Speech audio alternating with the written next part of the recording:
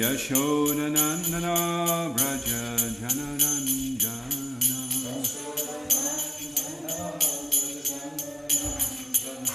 Yamunatira Vanachari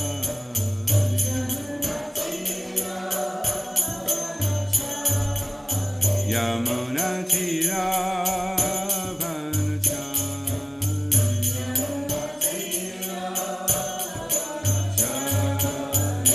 Jaya Radha Madhava Kunja Vihari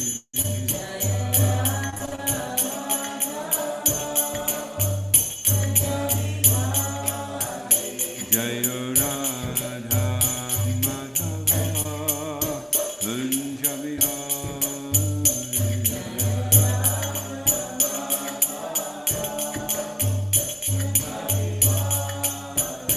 Jaya Gopi Janavanava Girivaradhari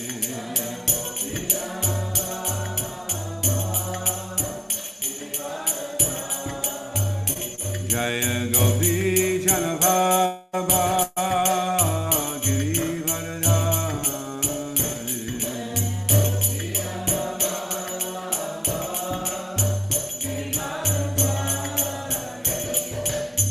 Yashodanandana Braja Janaranjana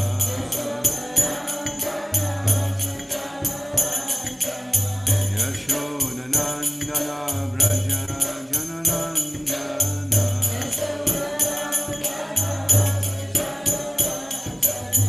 Yamunatira Vanachari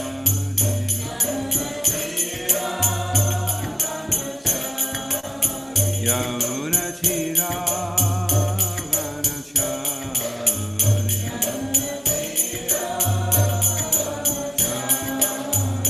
Jaya Radha Madhava Kunja Vihari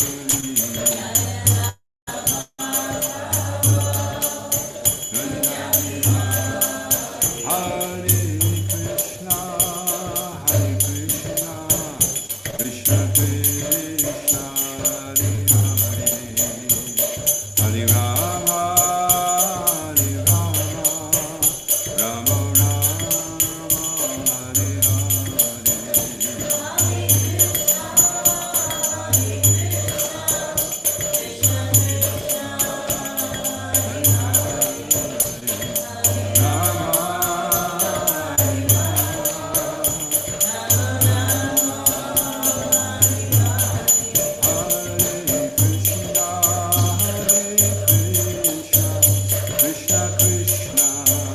Hare Hare Hare Rama Hare Rama Rama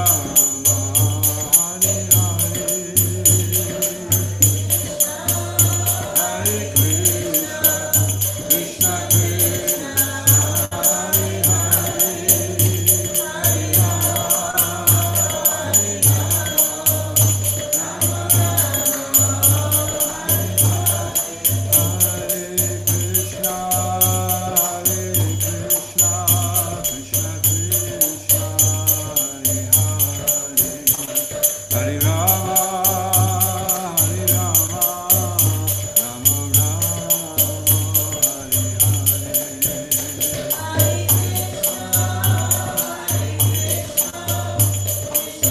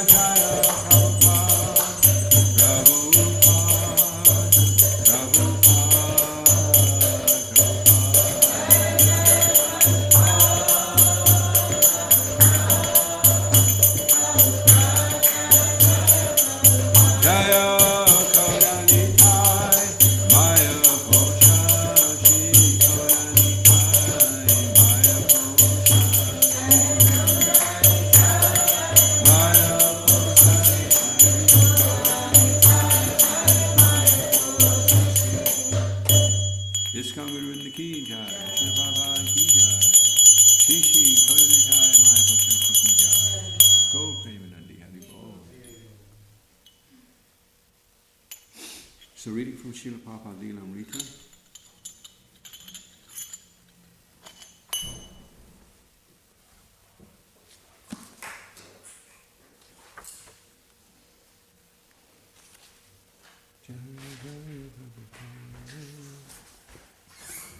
Sitting on the outdoor Vyasasan, Prabhupada spoke to a small gathering of devotees in some local villages. Chaitanya Mahaprabhu, he said, had two favourite places, Bengal and Orissa. And in Orissa, Jagannath Puri, he spent the last 18 years of his life. He went to Vrindavan in South India, but then returned here to stay with his personal associates. Shri Ramananda Roy, Sarvabhauma Bhattacharya, and Sikhi Mahiti Prabhupada quoted a scriptural reference indicating that the spiritual movement for this age will begin from Utkala or Orissa. Srila Prabhupada said Orissa was very special to the Gaudiya Vaishnavas, and his own Guru Maharaj was also born here at Puri. Now we have got a little place here, he said. It doesn't matter if it takes time, but slowly but surely we can develop the centre. Especially since Bhubaneswar is going to be the capital of Orissa. In the future, many tourists will come to see other attractions of Orissa. Now it is up to the Oriens to develop this idea. Srila Prabhupada spoke with Guru Govinda Swami and told him to begin advertising private programs in the afternoon and a regular lecture Kirtan Prasadam program at night. That evening, very few visitors came. ISKCON had done little preaching in Orissa, and Prabhupada was not as well known. Mostly local farmers, villagers, and poor children came for the free prasadam. Prabhupada told the audience that he could speak in three languages, English, Bengali, and Hindi, but not Oriya. He therefore decided to speak in English and have Guru Govinda translate. He would speak a few sentences and then pause while Guru Govinda gave the Oriya. Srila Prabhupada ki jai. Om Namo Bhagavate Vasudevaya. Om Namo Bhagavate Vasudevaya. Om Namo Bhagavate Vasudevaya. So we're reading from the Srimad Bhagavatam. It's Canto 5, Chapter 12. Rahugana converses with Jad Bharat, and it's text 16.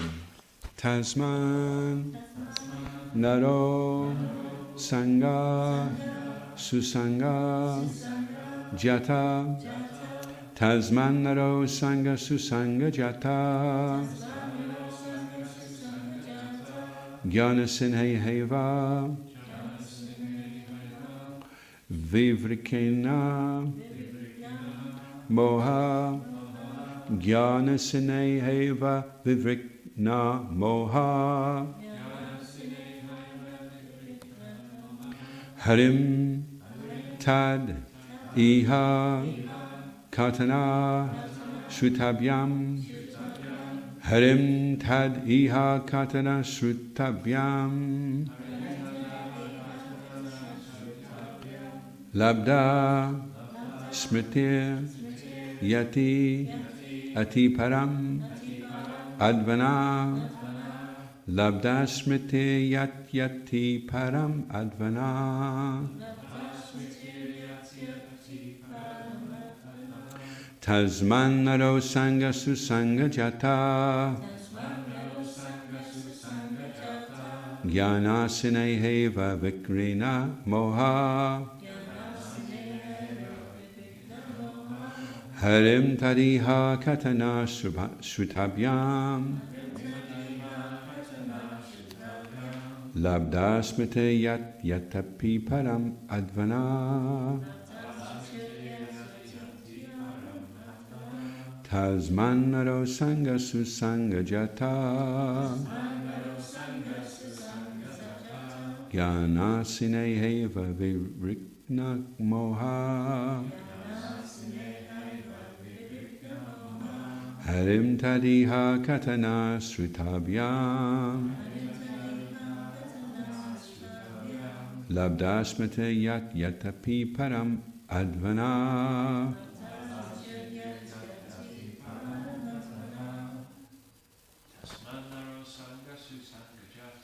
Tasman Naro Sangha Susanga Jata Ganasane Heva Vivikena Moha Harim Tadiha Katana Chutabhyam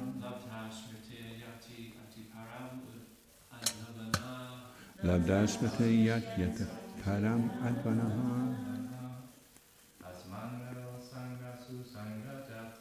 Tasmannaro Sangha Susanga Jata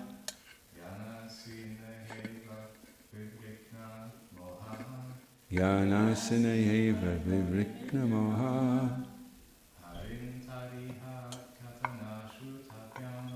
Harim Tariha Katana Sitabhya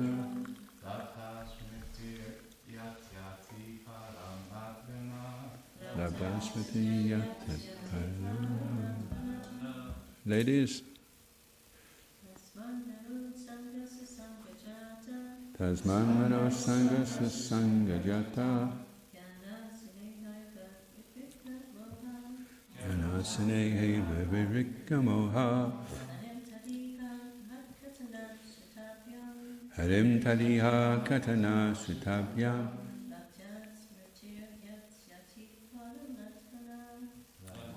Smriti Yatta Paramantana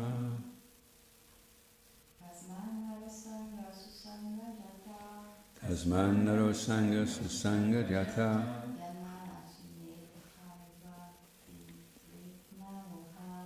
Yanasane Eva Vivikna Moha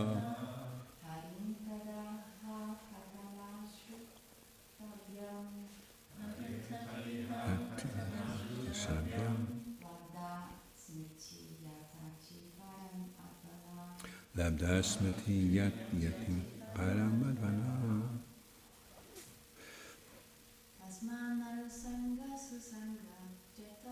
Tasmannaro Sangha Susanga Jata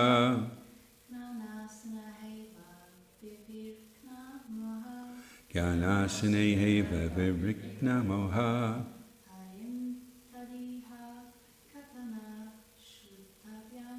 Harim Tariha Katana Sutabhyam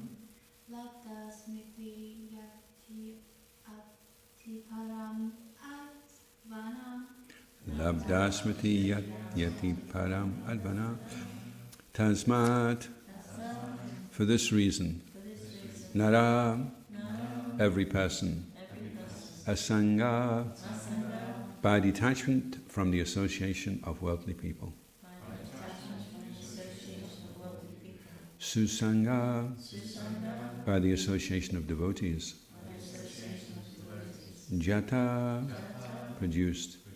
Jnana asina, by the sword of knowledge. Iha, in this material world. Eva, even. Vivrikna moha, whose illusion is completely cut to pieces. Harim, the Supreme Personality of Godhead. Tad iha, of his activities. Katana Shrutabhyam, by the two processes of hearing and chanting. Labda Smriti, the lost consciousness is regained. Yati, achieves. Ati Param, the ultimate end. Advana, of the path back home, back to Godhead. Translation. Simply by associating with exalted devotees, anyone can attain perfection of knowledge, and with the sword of knowledge can cut to pieces the illusory associations within this material world. Through the association of devotees, one can engage in the service of the Lord by hearing and chanting, Shravanam Kirtanam. Thus one can revive his dormant Krishna consciousness and, sticking to the cultivation of Krishna consciousness, return home back to Godhead, even in this life. So responsibly, please. Simply by associating with exalted devotees, anyone can attain perfection of knowledge. and with the sword of knowledge, can cut to pieces the illusory associations within this material world. Through the association of devotees, one can engage in the service of the Lord by hearing and chanting Shravanam Kirtanam. Thus one can revive his dormant Krishna consciousness and, sticking to the cultivation of Krishna consciousness, return home back to Godhead, even in this life. Prabhupada Srila Prabhupada Ki Jai. To become liberated from material bondage, one must give up the association of worldly people and accept the association of devotees. Positive and negative processes are mentioned in this regard. Through the association of devotees, one develops Krishna consciousness, which is dormant within. This Krishna consciousness movement is giving this chance to everyone. We are giving shelter to everyone who is serious about progressing in Krishna consciousness.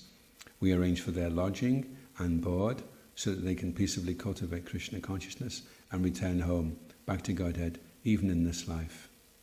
Thus end the Bhaktivedanta purports of the 5th canto, 12th chapter of the Srimad Bhagavatam, entitled Conversation between Maharaj Rahugan and Jad Bharat. Om Ajnana Tamaranda Shagananjana Shalakaya Chakshan Malitam Jena Tasma Shri Gurave Namaha Shri Chaitanya Vaishnavam Sthapitam Yena Bhutale Swayam Rupa Parakayam Tadati Swapadantikam Jai Shri Krishna Chaitanya Prabhu Nityananda Shri Advaita Gadadha Shri Vasadi Gaura Bhaktarinda Hare Krishna Krishna Krishna Hare Hare Hare Rama Rama Rama Hare Hare. So Jad Bharat has been quite heavy with Maharaj Rahugan, but now he's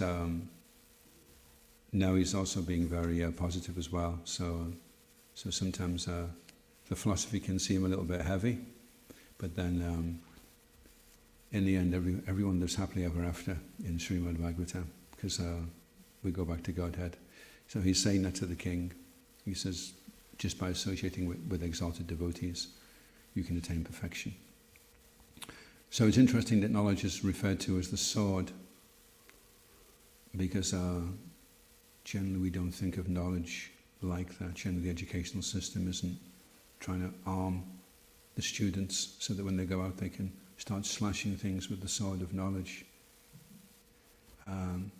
When I was doing a foundation course in Stockholm College many years ago, and it was advertising that I was studying.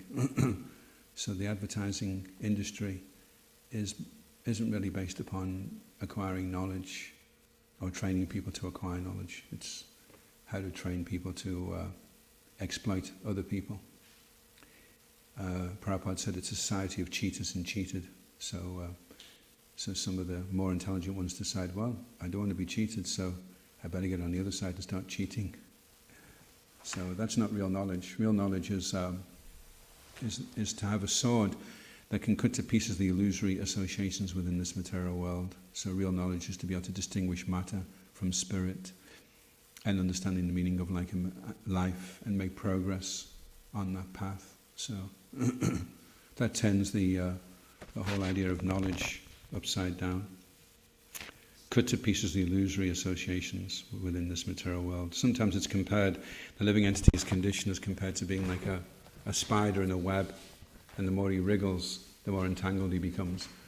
So if you could make a little sword that was just big enough for the spider to get hold of, then he could swish the sword around, and the little fly that was caught in the spider's web, he could get free. So that's what knowledge is actually meant for, to cut through the illusory associations, not to cultivate them, not to condition people to become more illusioned, more entrapped in the material energy, but to spring them out, to get them free. So obviously the only people who can do that are people who are already out of the illusory associations with the material world. Otherwise, if they're enmeshed themselves, then they just wriggle and cause others to get more enmeshed themselves. So through the association of devotees, one can engage in the service of the Lord by hearing and chanting. So it's interesting, isn't it, that essentially the real service that we're doing is hearing and chanting. So everything else that we're doing, whether it's peeling the potatoes or cleaning the temple room or building a new temple or worshipping the deity, they're all there to prepare us for the real service, which is to hear and to chant. Because it's the hearing and the chanting that take us back to Godhead. At the time of death, if you're lying there on your deathbed and then you suddenly sit up and say, quick, get me a bowl of potatoes. I need to start peeling some potatoes. I feel like I'm going to be leaving my body very soon. Or quick, I'm going to draw an architectural plan of a temple in Glasgow. Please give me some paper and a pencil. It won't be, you'll be concentrating on just hearing and chanting. Everything else is there to prepare you for the ultimate moment when you leave, and that last breath should be with the holy name of the Lord on your lips. And then you leave and you go back home, back to Godhead where you belong. And that's the end of this life. So that's the real education. Yeah, it's gone a bit wonky. It's been ISKCON'd. Years and years of devotees yanking it all over the place.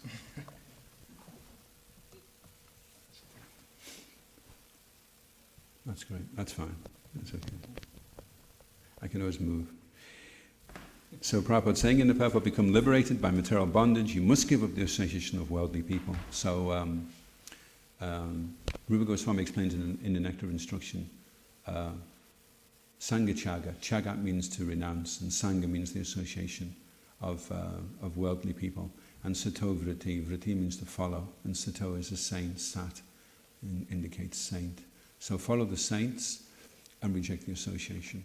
So not that we just go like pushing people in the face. You know, we see somebody eating fish and chips and we push the fish and chips in his face and say, I reject your association. But in the sense that when that person that's eating fish and chips starts to tell us what the goal of life is, which is, you know, earning money or watching football or something, we just kind of smile politely, and we don't take their association or their opinion too seriously. And we wait to listen to those exalted devotees who've spoken in scripture and sung in beautiful verses the glories of the Lord and the goal of the human form of life. So in that sense, like water off a duck's back. But we're friendly and nice and polite, and we build up good relationships. And then eventually, hopefully, the people, as they start to become curious, and then they start to say, what is it anyway? Why are you always so happy and bright-faced?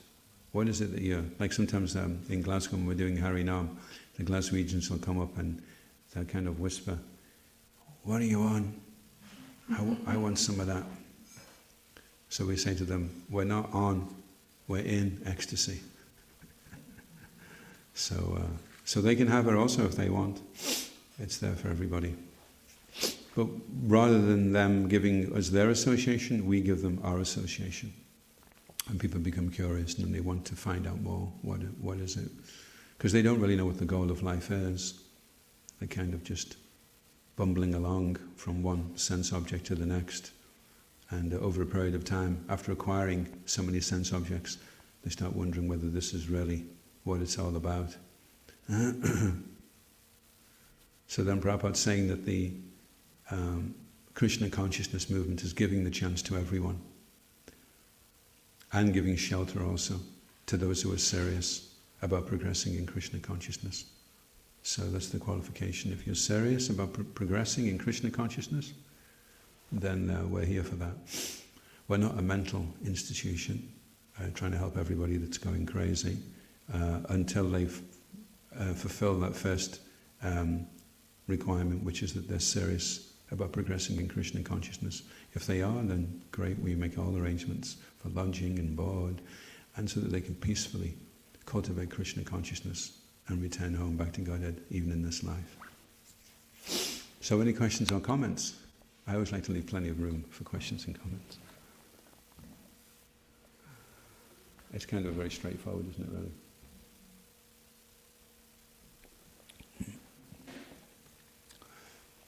I wonder if you could elaborate on the word dormant, what it means. Dormant.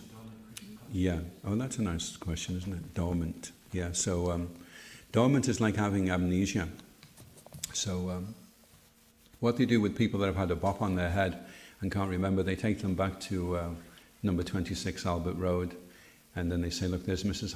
Hodgkinson, and she's waving, cooey, and you're thinking, Mrs. Hodgkinson, who's that? They say, just wave back.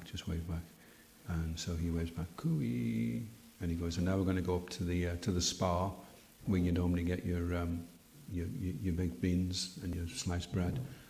The spa, I don't know. So he starts walking along anyway, and here's Mr. Ali.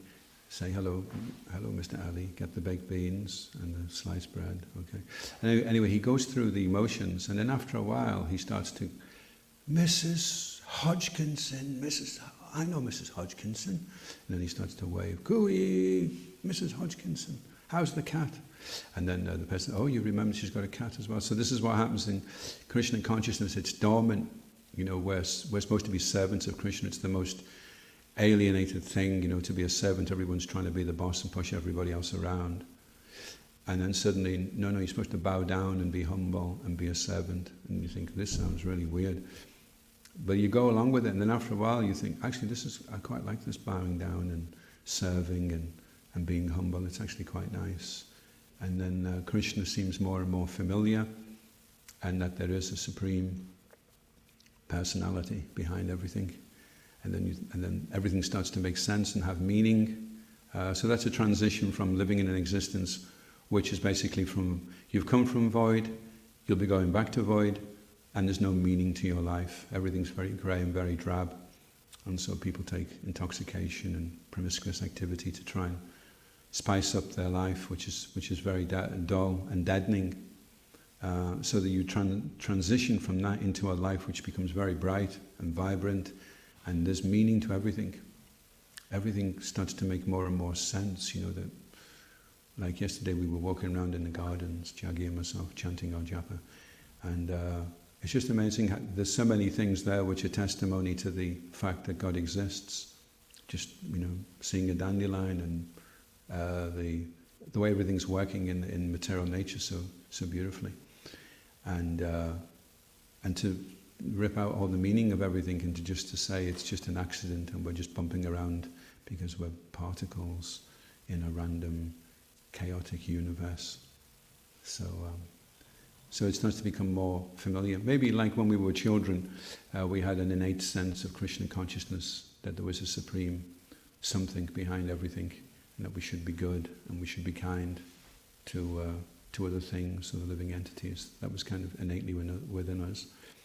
And then it was bludgeoned out of us during the educational process to make us ready for entering the factories so that we could produce and become part of the economical system. So yet dormant, because dormant is natural, something is natural, and it needs to be revived. The encouraging thing about dormant as well is that if you try to teach a child to fly, no matter how many times you get the kid to flap his wings, it's never going to manage it. But the same kid that keeps falling over all over the place, you know that eventually that kid will be able to walk. Not because he'll become able to learn how to walk, but because the walking ability is innately there in the child from when it's walked in previous lifetimes. And it's just a question of time before it's revived and the child starts to walk, you know. No matter how many times that child falls over, eventually it will learn to walk. And it's the same in Krishna consciousness. No matter how many times you fall down, how many times you stray off the path, how many times you get it wrong, if you continue on, then eventually you'll learn to walk. You'll learn to be Krishna conscious, because that's your dormant, innate quality that you have, ability that you have, that every living entity has, which is to be conscious of Krishna. Just like you can't say sunshine. You know, if you say, oh look, the shine's coming through the window, nobody knows what you're talking about. But if you say the sunshine's coming through the window, it makes sense. So in the same way, if you say consciousness, it doesn't really make sense unless you say Krishna consciousness. So that's our dormant state, Krishna conscious. So the sunshine also, it's connected to the sun. When the sunshine, realize it's coming from the sun, then you have happy sunshine, not confused sunshine. If the sunshine is shining through a window that's painted blue, then it may come out on the other side blue, but that's not the original state of the sunshine. So the same with us, our consciousness is being refracted through the material energy and the false ego, and so we have so many misconceptions. And the process of Krishna consciousness is to purify, cleanse the mirror of the heart, so that the image becomes very clear who God is and who we are, and we can see and speak to God face to face. So it's also interesting because dormant also infers dharma, because it's the dharma, it's the innate quality of everybody, just like the nature of ice. Its dormant nature is to be liquid. So if you can return ice to its natural condition, then it will melt back into water. And similarly, the heart, it's flowing all the time with loving sentiment, but the heart has become hardened. But the loving sentiment is dormant within the heart. So how can we revive our love? How can we melt the heart so that love flows very, very naturally? Any other questions or comments?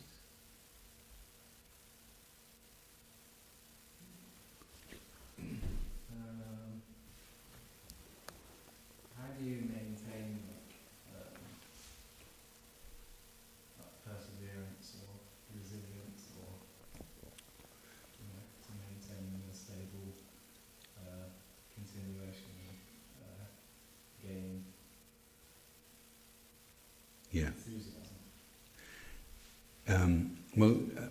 Rupa Goswami explains Utsahanas Chatariyat, third text in Nectar Instruction. He says Utsaha is necessary, confidence is necessary, and patience is necessary. So there's three prerequisites for sustaining in Krishna consciousness. And part of becoming steady is being aware that we're unsteady. It's the stage of namaparad, is the stage where we realize we maybe don't have the best attitude in the world to approach Krishna.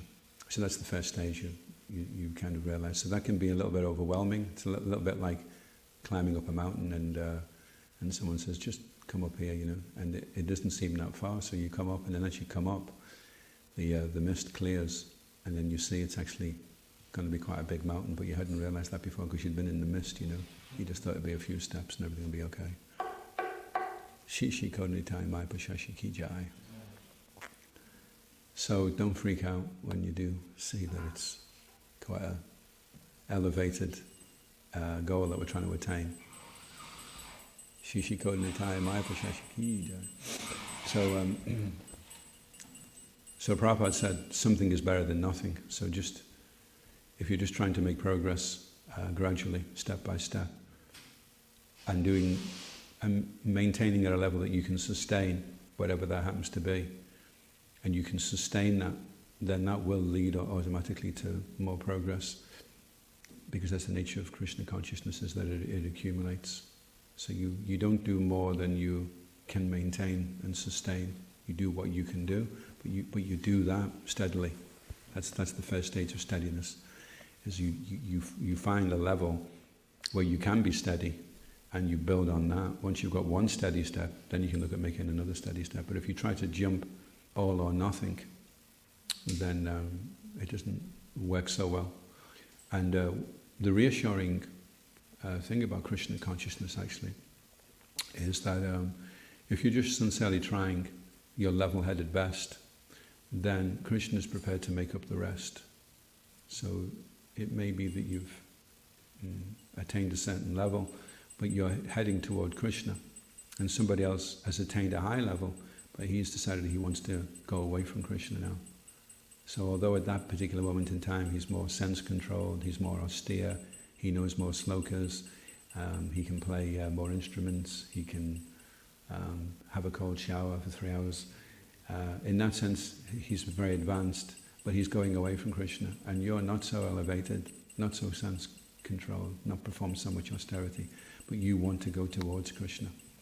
So that's an important aspect to the whole dynamic, actually. They say you judge a man by his goals, not by where he's at, but where he wants to be. So if he wants to be with Krishna, and he's trying to go towards Krishna, then that to Krishna is a significant thing, that you're facing him, you haven't got your back to him. And it may be, who really is even the most great acharyas in our line are feeling unqualified. So the nature of Krishna consciousness is that as you become more advanced, you realize how much more unlimitedly, amazingly qualified and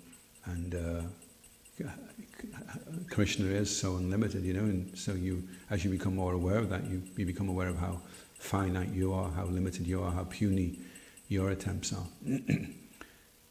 So it's an interesting dynamic that the more advanced you become, the smaller you feel, the more insignificant you feel. So that can be a little bit disorientating, because generally when you're running a race, you're looking at everybody else and you're thinking, I'm really getting places here. But actually, in Krishna consciousness, as you start to run the race, everyone looks like they're much more elevated than you, because you're becoming more humble. So it feels like you're going backwards. Oh, he's more qualified. Even that person who's the lollipop lady, she's more qualified, because if she had read the Bhagavatam like I have and chanted, she would be much more into it than I am. So then everyone starts looking more elevated than you. But you're actually making really good progress. So if you're feeling unworthy and feeling unqualified, and at times feeling like this is just impossible to do, then just get used to that, because that's what being humble feels like. And that's foundational to Krishna consciousness, is being okay about not being okay. Just, okay, well that's the best I can do. And be happy with that. They say that if you give a man £1 million who's not happy, if he can't be happy with £10, he won't be happy with £1 million. But the man who can learn to be happy with £10, he can be happy with £1 million. So you may not be very advanced, but you can learn to be happy with that and just get on with your Krishna consciousness. Or you could be very, very advanced and you can still not be very happy. One of the things Prabhupada asked his disciples was, he said, chant Hare Krishna, but he also said, be happy. So that's an instruction from Prabhupada. So if you're not happy, you're disobeying Srila Prabhupada. One time he shouted at a devotee, he said, I order you to be happy. And the devotee was like, maybe he'd been thinking that, if I'm morose, then I'll show I'm serious and I'm sincere. But that doesn't attract other people, you see. When we want to attract people, if people see that you're happy, then they think, I would like to be like that. So then they say, what do you do to be like that? And then you can start to share some of the things that you do, that help you to do that. So it's very important. It is actually an austerity. Being happy is not taking things easy. To be happy, there's a story of Viktor Frankl in the concentration camps, and a lot of his friends died because they were tortured by the Nazis. And he found that all the friends that became unhappy, the ones that died. So it's an austerity sometimes to be happy, because you think, well, there's no reason to be happy. Everything is so...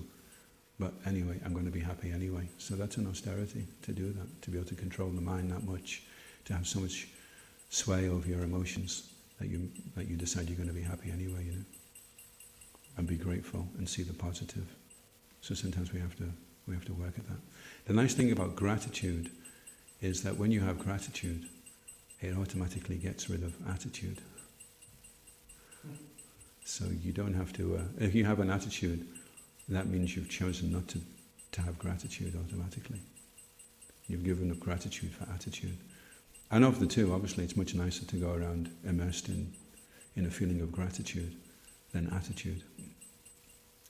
And we can do that. We can gain control of our minds and desires so that we can do that.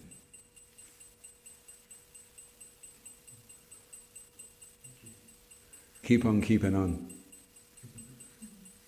And sometimes you're going up and down and it seems like you're making no progress, but if you were to see from the side, the person is making progress. It's just that the terrain is very hilly. So he's going up, he's going down, he's going up, he's going down, he's going up, he's going down. It seems like he's getting nowhere. But actually, from the side you can say, well, he's making progress. I mean, it'd be better if he could just walk around the level ground. It's taking him a lot of effort, but he is making progress. And eventually it does get level. When the ground gets level, that's called nishta. That's when 75% of the anarthas are removed from the heart. Then everything goes very smooth, nishta. Like the top of a plateau. You've struggled, you've got to the top of the plateau, nishta, fixed, and then comes ruchi. Ruchi's down, You start to go down the other side now. Everything becomes easy. Ruchi is taste. When you're getting a taste, then you want to get up early. You want to chant. You want to follow all the principles. You want to serve like anything, you know. You have a burning, intense desire to want to do these things. Then you know you've reached ruchi. That means it's not difficult anymore. They say it's like a man running in water. When you're running in water, it's like going through the anartha nivritti stage, trying to get rid of unwanted things. And then when you come out the water, I mean, you've been running like anything, and you hardly get anywhere, you know. And somebody else is just strolling along the side. How's it going? Oh, it's really... But then when you come up the bank, suddenly he's off. Where did he go? Because his legs are so strong, you know, he's been pushing against the material energy, and now when he gets out, when he gets ruchi, then he's off like a rocket, you know. You don't see him for dust. And he makes progress very, very quickly. He's been running for 15 years, and he's only covered, 30 yards. Suddenly he gets out the water, and he's covered 3 miles in about 2 minutes, you know. And then after ruchi comes a shakti. A shakti is when there's attachment, and then bhav, and then that's it.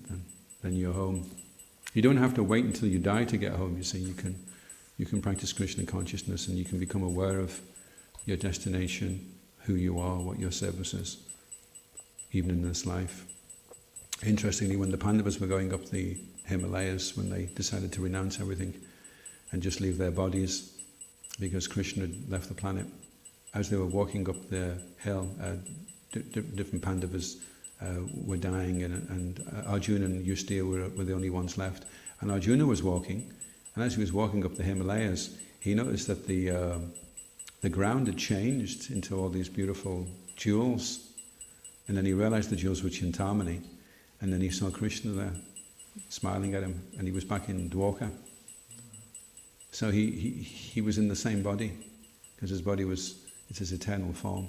So he was just walking along. So that's the best way to go back to Godhead. Just keep walking, and just wait for the ground to turn to jewels. Because you have to be very elevated to that. But it shows you that Krishna is not limited in how he delivers his devotees. He can change the material laws anytime he wants. He's in charge of everything. Any other questions or comments? There is a comment from Laura. Laura. Haribol, Laura. I used to think that I had to separate my material life and spiritual life. I had to find a balance between them both, but I have recently realized that I can't all be spiritual life.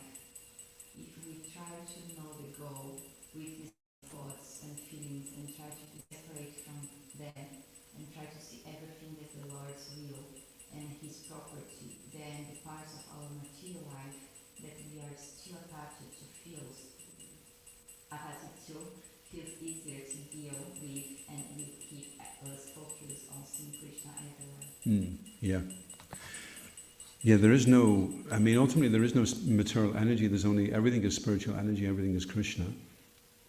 It's all coming from Krishna, but it's separated material energy, it's separated from Him. And so it has that quality of separating us, making us forgetful of Krishna. But if you can remember that the energy, all the energies that are around us, like I was looking at a tree yesterday, and I was just thinking, it's quite a big tree, it's one of these fern trees we have down there, and they're massive, you know. I'd never really noticed till yesterday.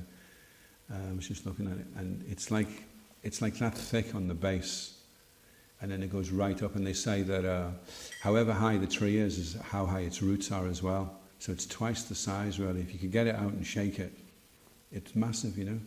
It goes up like, don't know how many feet. And I was thinking somewhere inside that body is a little soul. And the soul's not really aware of how it's doing everything. It's in the ground and it's turning the sunshine into leaves, but it doesn't really know how it's doing it. It doesn't even really know how it's designing the leaves the way they are or the way it's growing. It's the super soul that's doing everything. The super soul is arranging all the molecules to be in the right places, all the functions like photosynthesis, turning sunlight into chlorophyll. That's all going on by the little soul inside the tree body doesn't really know what's going on, you know. So we bump into each other and say, you know, good morning, Alf, how's it going? Weather's terrible. But Alpha is just a tiny speck of consciousness inside the body, and there's a lot of stuff going on in Alpha that Alpha is not aware of. Alpha doesn't know how his toenails are growing. He doesn't know how he's digested the last sandwich. He doesn't know how he's growing his hair. Everything is really just Krishna. Krishna's doing everything, really. And we're kind of bumbling around thinking that we're the ones that are doing stuff, you know. But we're just one tiny spark of consciousness in the body, you know, this massive body compared to the soul. So if we can become more clearly aware of how everything is the energy of Krishna, then we don't forget him so easily, you see. It's only because we have some kind of false view, false paradigm of the world, and then that facilitates forgetfulness. So, Krishna consciousness just means changing the paradigm, changing the way. There's two paradigms, the way things are and the way things should be. And it's not necessarily that we've got either of them right. The way things are, the way we think things are, is according to our ego, that we're the center of the universe and everything's revolving around us. And the way things should be, again, is generally based upon the way things should go for us. But there's a beautiful song by Mangalananda I was listening to the other day, Michael Casti, and in the song, the chorus is, it's not about me, it's all about you. It's not about me, it's all about you. So that's the paradigm that we want to change. We want to change it to Krishna's the center, everything's coming from Krishna, we're all revolving around Krishna. And that's how things are, and that's the way things should be. So anyway, Krishna consciousness, we get a glimpse at times of the halo of perfection. We get an epiphany, and at times we see things very clearly. It's compared to the man walking in the forest at night, and he's bumping into everything, falling down ditches, bumping into trees, walking into thorny bushes.